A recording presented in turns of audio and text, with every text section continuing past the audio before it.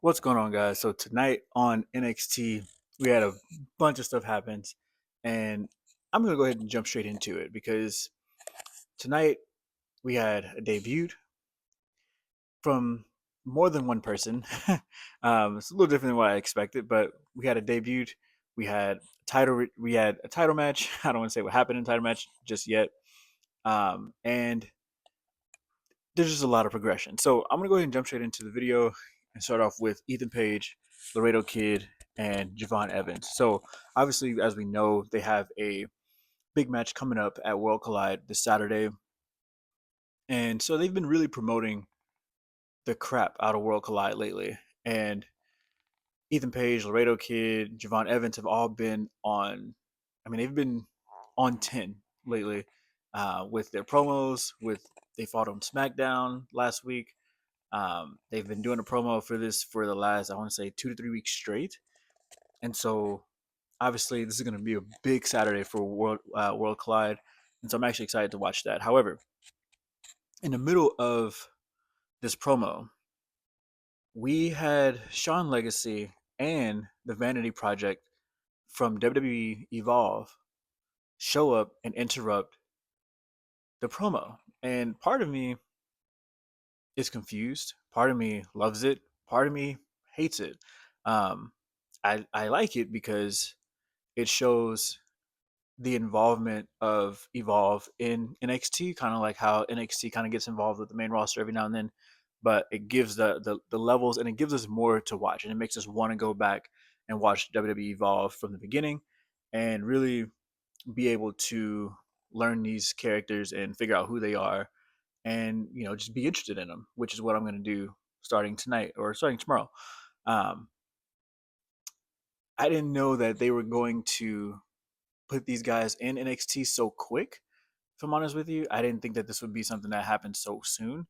But if I'm honest with you, like I said before, I like it and I hate it. I hate it because I think that it's a little bit too early to start, dibbling dabbling into both. But um, obviously, I don't run things at WWE, so the part I love about it is that it does add a new layer to wrestling. Like, we don't have to go to indie wrestling or to another program in order to see amateur wrestling. Like, if you want to see amateur wrestling, there's Evolve. If you want to see mid-level kind of good wrestling, go to NXT. If you want to see the professionals, go to the main roster. And I think that is really cool how they've really layered this out. And then if you want to go a level even lower to where you're even trying out, and these are brand new wrestlers, you can go back and watch WWE LFG. And so I think that they've really found this system um, recently to where you can go and stay in WWE and really watch everything you want to see. And so after that, we had Trick Williams do his promo for Santana. And my question for you guys is Trick Williams the one to take TNA to the next level? Is he the guy that TNA needs to be put on the map? Like, TNA has been around for 2 decades now. We've seen so many superstars go there, from R-Truth to Sting to AJ Styles to Jeff and Matt Hardy, Kurt Angle. We've seen some greats on TNA, but for some reason they still just can't get over the hump and be real competition to the WWE. And so I think we're at a place right now where I think that they've kind of settled in and decided we're not going to compete against the WWE. We're going to try to work with the WWE, and in the same way that World Collide, or I forgot the name of their program, but that program works with the WWE. Um, and so with Trick Williams being on TNA and being able to sell the way he can and put people over the way he can, I'm excited to see how they use Trick Williams to build up TNA, to maybe even put out AEW. That'd be my thought. I think the goal obviously is to put AEW out of business because they are direct competition and they're not willing to work with WWE. And so I think grabbing TNA and raising those guys up is a great strategy to put AEW out of business. Um, we also had JC Jane do her promo as a heel, which I thought also was really good. Obviously, last week she beat Stephanie Valkyrie, and people love Stephanie and they hate JC. JC's been around for what 4 or 5 years now, and I think that it is time for her to have the title. However, I'm just as excited to see her get taken out because of how much people hate her. Like, I hope that she can sell just as good as she's a heel, right? Because you got to be able to put the babyface over, and right now we aren't necessarily sure who that person is going to be. Although we just had a huge debut from Mariah May tonight as well. Um, is she going to be the person that is the babyface that takes the title away from JC Jane over the next few months or weeks to come? I have no clue. Obviously, Mariah May coming straight out of AEW. It's a different world over there. She's coming into a different world over here where the story matters, where wrestling matters, but not as much as it does over there. Um, and, are people going to take to her enough to where we want to see her with the title? Um, in my opinion, I think that Sol Ruka should be the person that takes the title because I think everyone loves Sol Ruka on NXT, and like she's probably one of the biggest baby faces right now with Stephanie and Jordan Grace gone as a woman, and so I think Sol would be the person that should move up. However, again, you got someone like Mariah May who's been wrestling for a while, has the credibility already, can come in, take the title, and then we can move on. Um, I don't know. I don't know. I honestly don't know what's going to happen. Uh, I do know that Mariah May took a pay cut to come to WWE, which is pretty cool.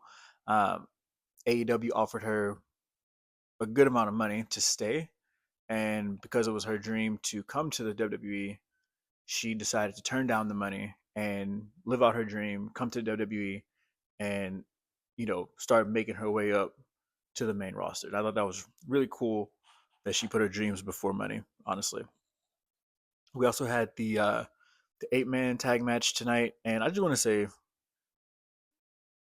NXT is destroying the main roster when it comes to tag matches. Like, it's not even close. Like, the tag matches on the WWE right now have just been extremely bad. Like, extremely bad without the Usos. And even with them, the only people I would actually want to see them go up against would be I'd like to see Braun and Braun fight the Usos, and I would also like to see the Street Profits fight the Usos. But everybody else, it just hasn't been it. Like, I don't know if the energy's not there. It just feels so like scripted and orchestrated when they do fight. Like, it doesn't feel authentic in the tag matches right now, and so I think NXT has gotten it figured out, and they're doing great when it comes to tag team division. Um, Obviously, you had Dragon Lee as well, which I don't know why Dragon Lee is fighting on NXT. Did he get moved down, or I don't really know what that is or why he's there?